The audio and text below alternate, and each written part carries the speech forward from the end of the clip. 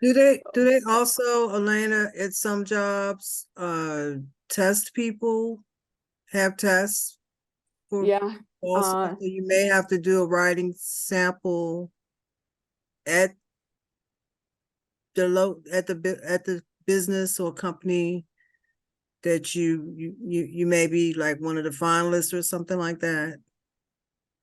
Yeah, depends. Now, a lot of companies are using personality tests. So a couple of things that companies use right now, like personality tests, where they'll send you a link and you take a personality test. It's more of just, it's not like a pass or fail. They just want to know how you operate. Usually for more senior roles, well, it depends on the company. Some companies just send it to everybody. It really depends on budgets. I think if companies can afford it, they'll be happy to send it to everybody because they determine a lot about that person's leadership capabilities and so on. So personality tests, presentation sometimes, if depending on the role. So if you are in a client-facing role, they might say, create us a product, sell us a product, create us a 5-slide presentation, record us a presentation. I was working with a client who's gone through 4 rounds.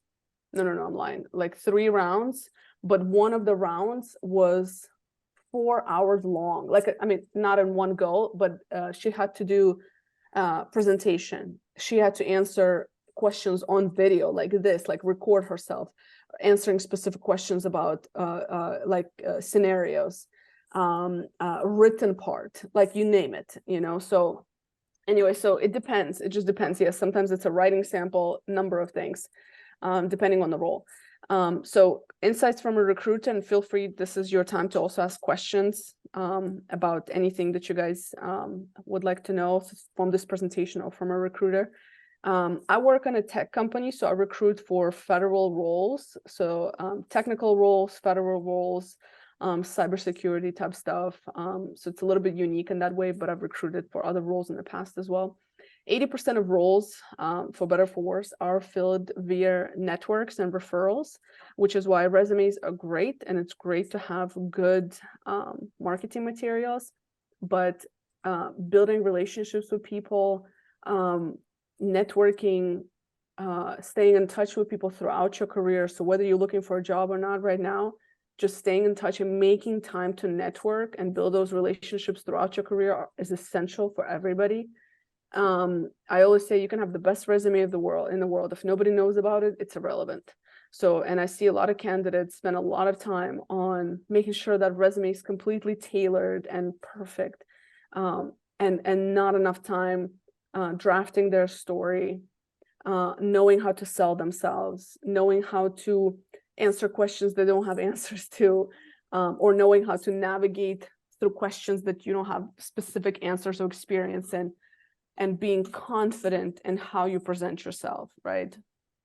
So I think that I would spend more time there than resumes. Something important to remember is that positions are typically filled within 45 days.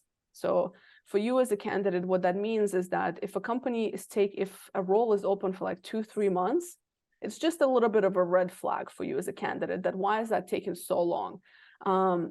As recruiters, we have very specific metrics we have to meet, and it looks negatively on us, and certain things we have to keep in mind through like regulations and policies. Like we can't just have a position open for like more than 45 days. Like it's very rare unless it's a very unique position, but like regular roles, if it's open for more than 45 days, either something's going on with the company, or they're just they're trying to find a unicorn or something else. So just keep in mind, if 45 days is usual time frame. So if you didn't hear from the company and so on, like usually that's the time frame.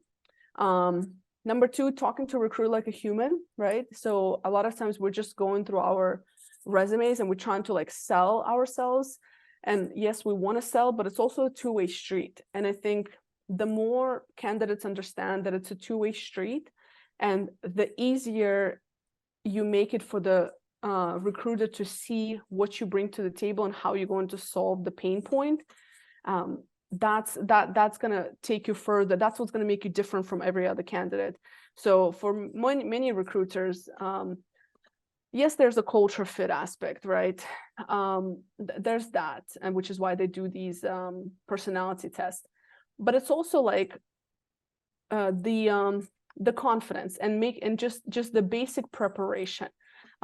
it's if you got an interview, means that the recruiter already saw something in your resume that they liked.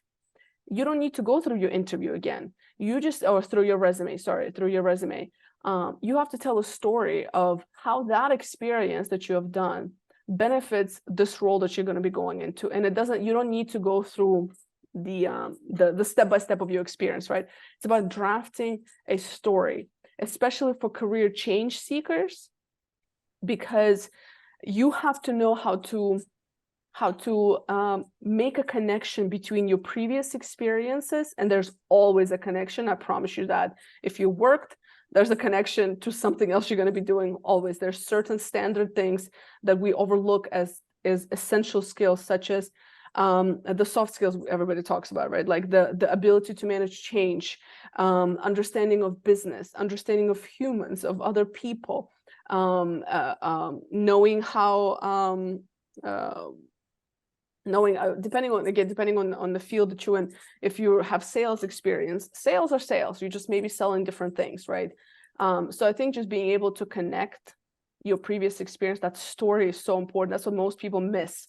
And you have to remember that most recruiters, again, depending on the size of the company, you will have them go through so many conversations, and it's like, and once you start talking to people, and yes, it's our job to try to uncover what that person can bring to the table, but it also makes it easier if people just talk to us like humans.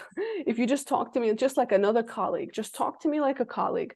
I don't need you to go through because it's also makes it like you're not really excited about the position. You're just telling me what I need to hear, and that's fine, but there's a different way to do that. There's a way to do it where you tell a story and you talk to me. So I hope that makes sense, but I just see this is the biggest thing that candidates miss. So anyway, 84% of recruiters believe culture fit is an important factor when hiring. And what I mean by that is, so I'm in a very fast-paced tech industry where things are always changing, and we have very demanding clients.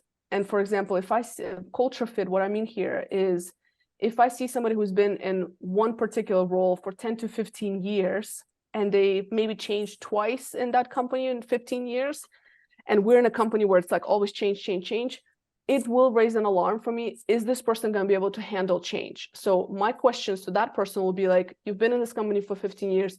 Talk to me about how you manage change. I will try to understand deeper. Is this person going to be able to fit into our fast-paced environment, or is it going to be too much, right? Because we don't want to bring somebody else and set them up to fail, right? We don't want to disrupt somebody's career and job and financial status if I don't feel like they're gonna succeed in that role.